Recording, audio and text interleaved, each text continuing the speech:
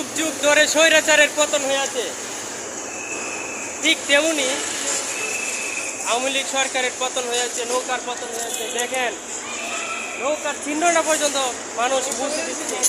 আপনারা স্মরণ রাখেন সেই দিনটাকে, যেদিন মানুষ নৌকার নৌকার পুষ্টটা পর্যন্ত মানুষ কত সুন্দর করে উঠাচ্ছে।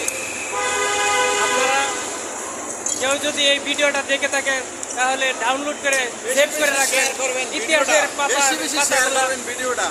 পাতাগুলা ডাউনলোড করে নিজের মেমোরিতে সেভ করে রাখবেন।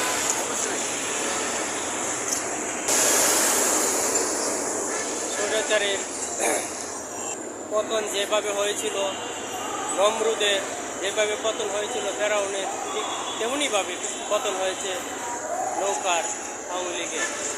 দেখুন, ওয়াল থেকে নৌকার ছবিগুলাকে কুটে কুটে পানি দিয়ে ধুয়ে মুছে ফেলে দিচ্ছে মানুষ।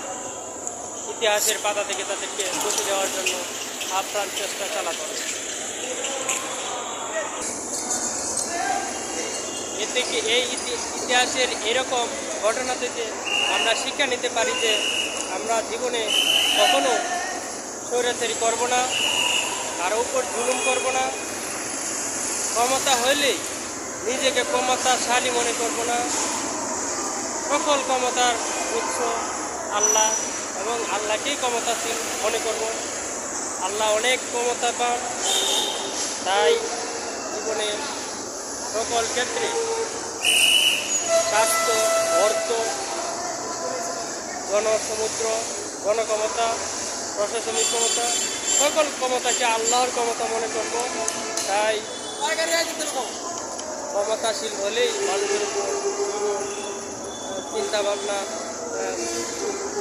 উগ্রতা পোষণ করা থেকে নিজেকে নিয়ন্ত্রণ রাখতে হবে। এই জাতি আমার শিক্ষা হলো, এই ইতিহাস থেকে আপনারা এই শিক্ষা নেবেন, বা আমি নিজেও এই শিক্ষা নিব, বা সকলেই এই শিক্ষা নেবেন যে আমরা সবাই নম্র, ভদ্র, বিনয়ী জাতিতে রূপান্তরিত হতে চাই। সংস্কার, মানুষের সংস্কার মানে এই নয় যে অর্থনৈতিক, রাষ্ট্রীয় অবকাঠামো, অর্থনৈতিক এগুলো ছাড়াও আরও সংস্কার আছে, মানসিক সংস্কারও দরকার, প্রয়োজন। ইসলামিক কুরআন হাদিস মোতাবেক আছে যে সকল সংস্কার তাদের মধ্যে ইসলামিক কুরআন হাদিস ফলো করলে আসলে ইসলাম অনেক শান্তির ধর্ম। আমরা ইসলামকে মেনে চলব, সকলে ইসলামের প্রতি আনুগত্য হব এবং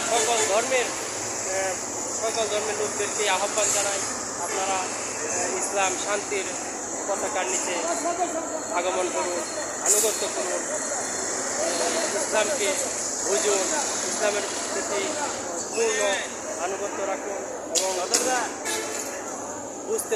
বোঝার জন্য চেষ্টা করুন।